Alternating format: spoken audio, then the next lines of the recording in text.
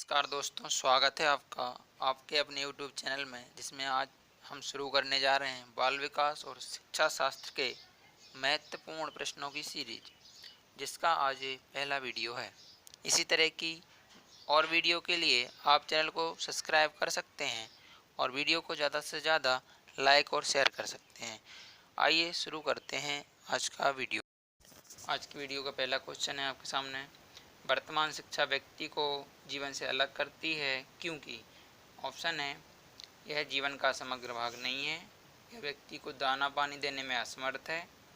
तीसरा है, यह व्यक्ति को नौकरी देने में असमर्थ है। चौथा, यह व्यक्ति की मूलभूत आवश्यकताओं की पूर्ति नहीं करती। इसका आंसर होगा ऑप्शन पहला, यह जीवन का समग्र भाग नहीं है। क्वेश्चन दूसरा है, शिक्षण की आधुनिक संकल्पना के अनुसार एक अध्यापक को मुख्य भूमिका निभानी चाहिए। ऑप्शन पहला है दार्शनिक की, दूसरा है मित्र की, तीसरा ऑप्शन कार्य सहभागी की, चौथा अनुदेशक की।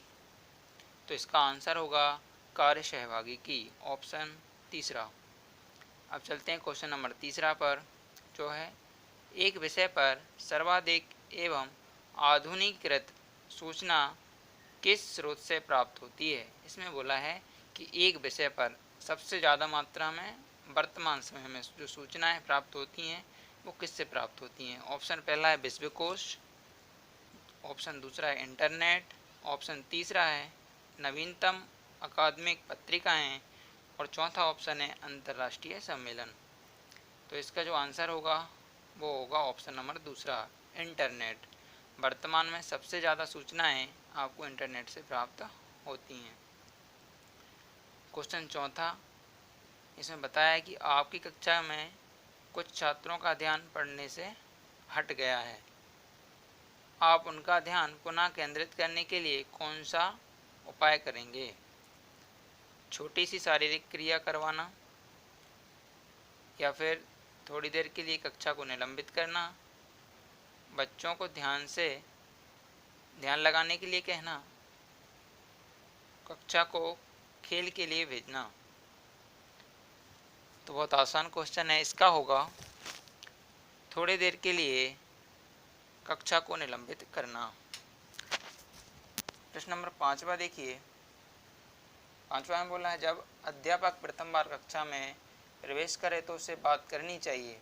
ऑप्शन पहला है विद्यालय भवन के बारे में, विद्यालय के प्रधान अध्यापक के बारे में, ऑप्शन तीसरा है पाठ्य पुस्तक के बारे में, या चौथा है अपने एवं छात्रों के बारे में। तो जो इसका आंसर होगा वो होगा ऑप्शन चौथा, अपने एवं छात्रों के बारे में। छठवा देखिए, महात्मा गांधी द्वारा चलाई गई शिक्षा की प्रणाली जानी जाती है, मतलब किस नाम से जानी जाती है आपको बताना है। तो पहला ऑप्शन है बुनियादी शिक्षा प्रणाली, दूसरा व्यावसायिक शिक्षा प्रणाली, तीसरा बाल केंद्रित शिक्षा प्रणाली, चौथा हस्तकला शिक्षा प्रणाली। तो इसका आंसर है ऑप्शन पहला, बुनियादी शिक्षा प्रणाली। सातवां देखिए, अध्यापक का कौन सा कार्य उपर्युक्त अधिगम वातावरण बनाने में मदद नहीं करता। मतलब कौन सा ऐसा ऑप्शन है जो सीखने के लिए वातावरण तैयार करने में मदद नहीं करता। पहला है बच्चों को सुरक्षा का भाव देना, बच्चों को स्वतंत्रता का भाव देना, तीसरा है बच्चों को अन्य बच्चों की आलोचना करने देना, चौथा है बच्चों को निर्भय बनाना। तो इसका जो आंसर होगा वो होगा ऑप्शन नंबर तीसरा, मतलब बच्चों को अन्य बच्चों की तुलना करने देना। मतलब जो बच्चे हैं वो किसी एक बच्चे की आलोचना करें, यह ऑप्शन होगा आपका गलत। ये मतलब ये मदद नहीं करता। तो आठवां क्वेश्चन देखिए, निम्न में से कौन सा छात्रों के पलायन का कारण नहीं होता। पहला ऑप्शन है अरुचिकर विद्यालय कार्यक्रम, दूसरा अध्यापक का पक्षपातपूर्ण व्यवहार, बहुत अधिक गृह कार्य या बहुत अधिक छुट्टियां। तो इसका जो आंसर होगा वो होगा, तो इसमें पूछा है कि पलायन का कारण नहीं है, तो इस हिसाब से आंसर होगा ऑप्शन नंबर तीसरा, बहुत अधिक गृह कार्य, यह पलायन का कारण नहीं है। जब अध्यापक एक छात्र को सफलता का एहसास कराता है तो वह उपयोग कर रहा है, मतलब क्वेश्चन नंबर 9 है, 9 का है कि जब एक अध्यापक एक छात्र को सफलता का एहसास कराता है तो वह उपयोग कर रहा है क्या, तत्परता के नियम का, अभ्यास के नियम का, प्रभाव के नियम का, मानसिक तत्परता के नियम का। तो जो अध्यापक है वो उपयोग कर रहा है किसका, तत्परता के नियम का, मतलब ऑप्शन नंबर पहला होगा सही कि वो उसे तत्पर कर रहा है सफलता प्राप्त करने के लिए। 10वां क्वेश्चन देखिएगा, प्रकृतिवाद के अनुसार शिक्षा का केंद्र होना चाहिए, प्रकृतिवाद के अनुसार, वर्तमान NCF 2005 के अनुसार नहीं, प्रकृतिवाद के अनुसार। जिसमें बोला है पहला ऑप्शन है अध्यापक, दूसरा है बालक, तीसरा है पाठ्यक्रम, चौथा है उपर्युक्त में से कोई नहीं। तो इसका जो आंसर होगा वह होगा पाठ्यक्रम, क्योंकि प्रकृतिवाद के अनुसार पाठ्यक्रम को शिक्षा का केंद्र माना जाता है, लेकिन वर्तमान में जो NCF 2005 है उसके अनुसार शिक्षा का केंद्र बालक को माना जाता है। देखिए 11वां क्वेश्चन, आपकी कक्षा के एक विद्यार्थी में झूठ बोलने की आदत है, आप उसके साथ कैसा व्यवहार करेंगे, मतलब आपकी जो कक्षा है उसका एक विद्यार्थी है वो झूठ बोलता है, तो आप उसे क्या कहेंगे। ऑप्शन पहला है झूठ ना बोलने के लिए कहेंगे कि झूठ मत बोलिए, दूसरा है उसे सज़ा देंगे, तीसरा है उसकी उपेक्षा करेंगे मतलब उस पर ध्यान नहीं देंगे, चौथा उसे विश्वास में लेंगे एवं परामर्श देंगे। तो इसका आंसर जो होगा वह होगा ऑप्शन चौथा कि उसे आप विश्वास में लेंगे और उसे परामर्श देंगे, ये आपका आंसर हो जाएगा। अगला क्वेश्चन 12वां देखिए, प्रतिभावान बच्चों की शिक्षा के लिए सर्वश्रेष्ठ प्रावधान है, प्रतिभाशाली प्रतिभावान मतलब जिनका IQ लेवल 140 से ऊपर हो उनके लिए। ऑप्शन पहला है योग्यता के आधार पर समूह बनाना, दोहरी कक्षोन्नति देना मतलब एक ही वर्ष में 2 कक्षाओं में उन्नति देना, कार्यक्रम को समृद्ध बनाना, या फिर चौथा ऑप्शन है विशिष्ट विद्यालयों का प्रावधान करना। तो इसका जो आंसर होगा वह होगा ऑप्शन चौथा, विशिष्ट विद्यालयों का प्रावधान करना। मतलब जो प्रतिभाशाली बालक होते हैं उनके लिए आपने देखा होगा जैसे जवाहर विद्यालय हैं, नवोदय विद्यालय हैं, तो ऐसे विशिष्ट विद्यालयों की उनके लिए प्रावधान किया जाता है, व्यवस्था की जाती है। तो अगला देखिएगा 13वां है, राष्ट्रीय शिक्षा नीति 1986 के अनुसार शिक्षा पर निवेश कुल राष्ट्रीय उत्पादन का प्रतिशत होना चाहिए, मतलब जो राष्ट्रीय शिक्षा नीति है 1986 के अनुसार निवेश कुल राष्ट्रीय उत्पादन का मतलब जो राष्ट्र की कुल आय है उसका कितना % शिक्षा पर वह होना चाहिए। तो पहला ऑप्शन है 6%, दूसरा है 10%, तीसरा है 4% और चौथा ऑप्शन है 3%। तो इसका आंसर होगा 10%, ऑप्शन नंबर दूसरा। अगले क्वेश्चन पर चलते हैं, क्वेश्चन 14वां, स्कूल प्रशासन कमजोर बच्चों के लिए आयोजित अंतरराष्ट्रीय अतिरिक्त कक्षाओं में से कुछ आपको आवंटित करता है, एक अध्यापक के रूप में आपकी क्या प्रतिक्रिया होगी। मतलब आपका जो स्कूल है, जो प्रशासन है, वो आपको बोलता है कि आपको अतिरिक्त कक्षाएं लगानी है कमज़ोर बच्चों के लिए। तो पहला ऑप्शन है प्रतिवाद करेंगे और कक्षा नहीं लेंगे, दूसरा निर्णय के पुनर्विचार का आग्रह करेंगे, मतलब आप प्रशासन से बोलेंगे कि बार इस विषय मतलब पुनः विचार कीजिए। फिर ऑप्शन तीसरा है बच्चों से कहेंगे कि वे स्वयं तैयारी करें, चौथा इसे अपने दायित्व के रूप में स्वीकार करेंगे। तो बिल्कुल आसान सा क्वेश्चन है, इसमें तो आप बच्चों से तो बोल नहीं सकते कि आप तैयारी करें, तो इसमें होगा ऑप्शन चौथा, इसे अपने दायित्व के रूप में लेंगे, स्वीकार करेंगे और आपको क्लास लगाएंगे। आप चलते हैं अगले क्वेश्चन पे। अगला क्वेश्चन है आपका 15वां, इसमें बोला है कि अध्यापन की पद्धति के रूप में व्याख्यान प्रणाली के बारे में निम्नलिखित कथनों का अध्ययन करें। ऑप्शन पहला है, मतलब जो व्याख्यान प्रणाली है, व्याख्यान प्रणाली मतलब टीचर खड़ा होकर जैसे अपन कहानी सुनाते हैं वैसा करें।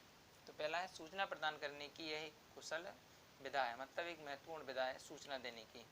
और दूसरा है, विद्यार्थियों को आलोचनात्मक दृष्टि से सोचने के लिए प्रेरित करने की यह एक महत्वपूर्ण प्रणाली है। तो इसका ऑप्शन है, इनमें से सही कथन बताना है कौन सा है। केवल ए, केवल बी, तीसरा है ए और बी दोनों, ना तो ए ना ही बी। तो इसका जो ऑप्शन आंसर होगा वह होगा चौथा, ना तो ए ना ही बी। शिक्षण कार्य प्रारंभ करने से पूर्व शिक्षक को, तो 16वां क्वेश्चन है कि शिक्षण कार्य करने से पूर्व शिक्षक को, मतलब पढ़ाने से पहले शिक्षक को क्या करना चाहिए। छात्रों को खड़ा करना चाहिए, छात्रों को मानसिक रूप से तैयार करना चाहिए, श्याम पट या जो ब्लैक बोर्ड है उसको साफ करना चाहिए, छात्रों को चुप रहने के लिए कहना चाहिए। तो आसान सा है, छात्रों को मानसिक रूप से तैयार करना चाहिए। तो 16वां क्वेश्चन का आंसर हो जाएगा ऑप्शन नंबर दूसरा। 17वां क्वेश्चन देखिए, शिक्षण करते समय आपको लगे कि जो कुछ आपने पढ़ाया है वह सही नहीं है तो आप क्या करेंगे। मतलब आपको लगता है कि आपने जो पढ़ाया है उसमें कुछ गलत हो गया है, तो उसके लिए आप क्या करेंगे। पहला है कि प्रकरण अधूरा छोड़ देंगे तथा दूसरा प्रकरण शुरू कर देंगे, मतलब उसको वहीं छोड़ देंगे और दूसरा अध्याय आप शुरू करेंगे।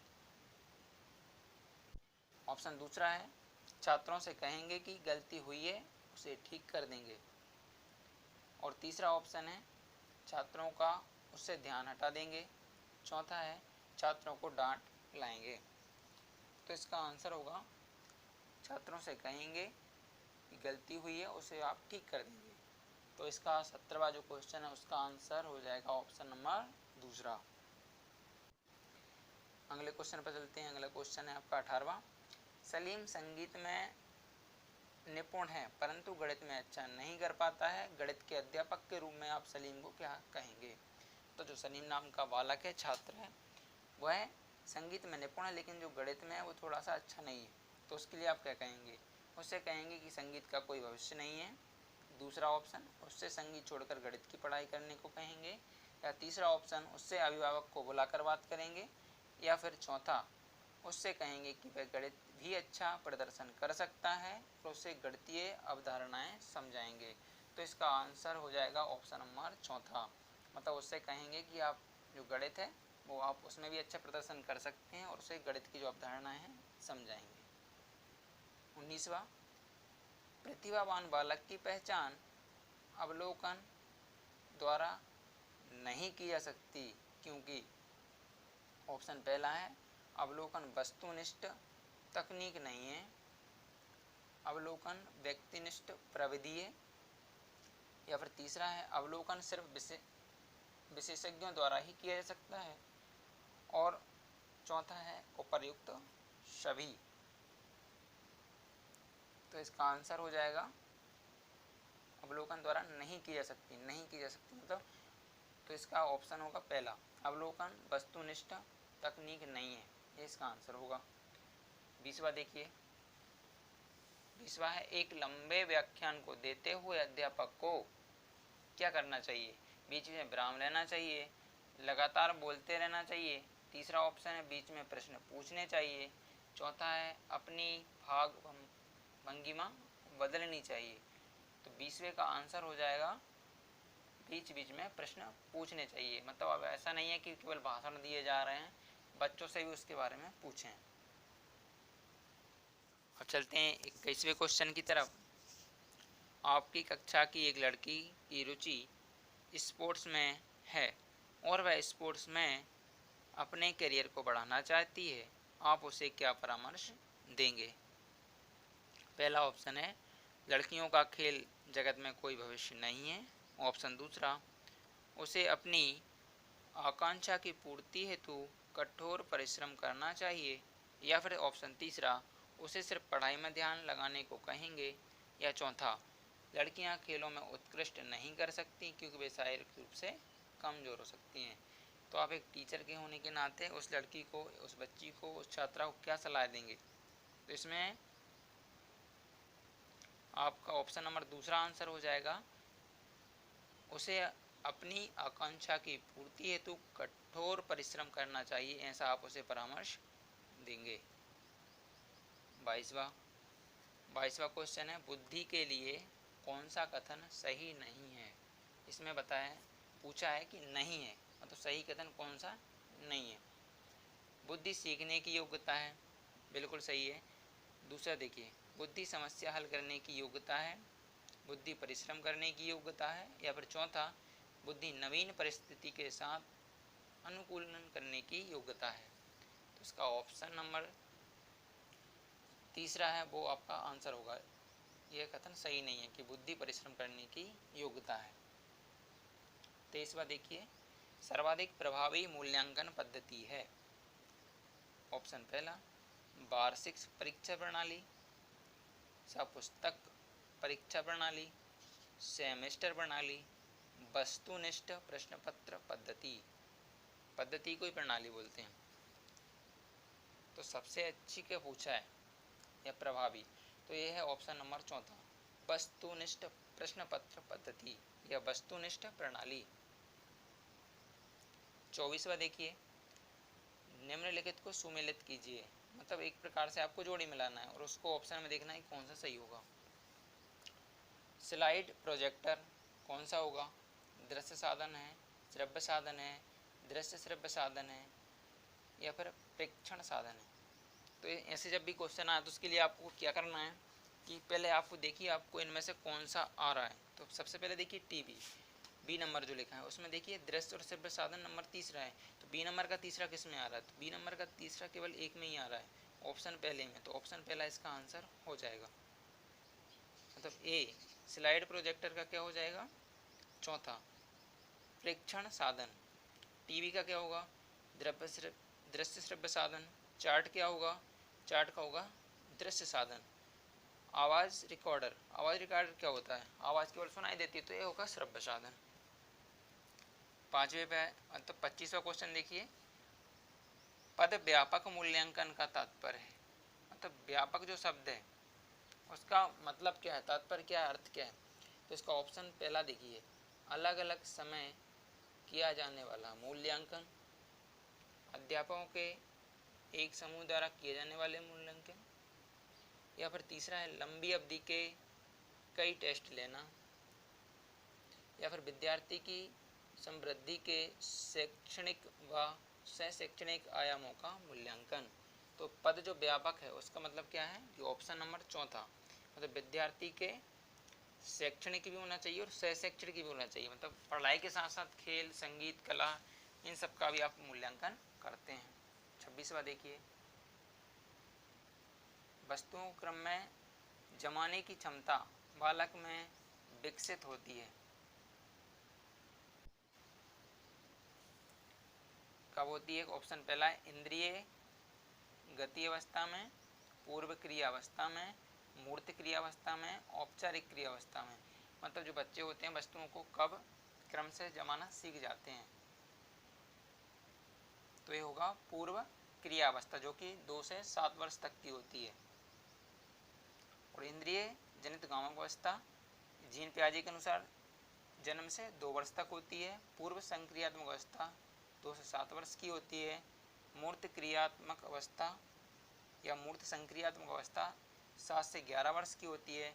और औपचारिक क्रियात्मक अवस्था ही होती है 11 वर्ष से ऊपर की। अगला क्वेश्चन देखते हैं, अधिगम स्थानांतरण की योग्यता को बढ़ाने के लिए अध्यापक को नहीं करना चाहिए, क्या नहीं करना चाहिए?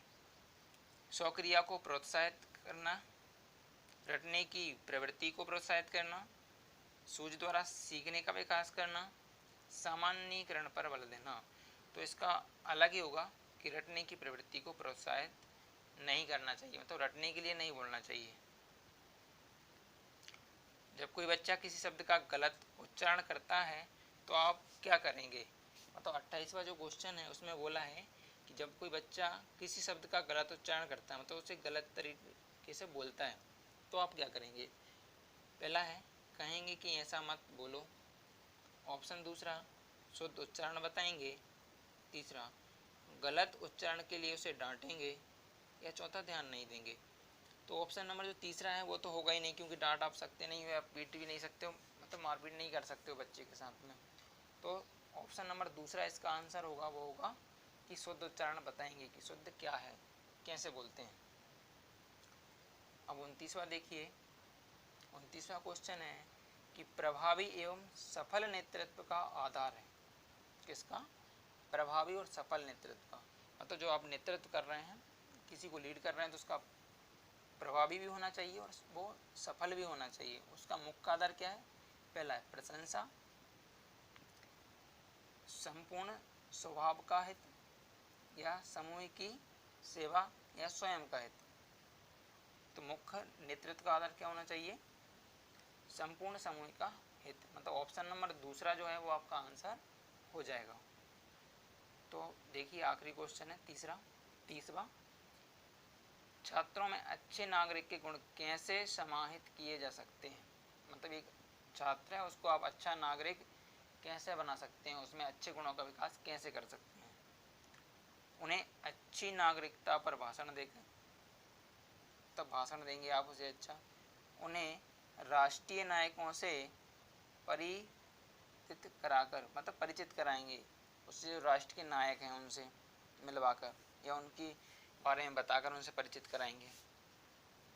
उन्हें कतिपय सामुदायिक सेवा कार्य आवंटित करेंगे, मतलब उसे सामुदायिक कार्य आप देंगे कि ऐसा कार्य आप करें, या उन्हें भारतीय संविधान से परिचित कराकर।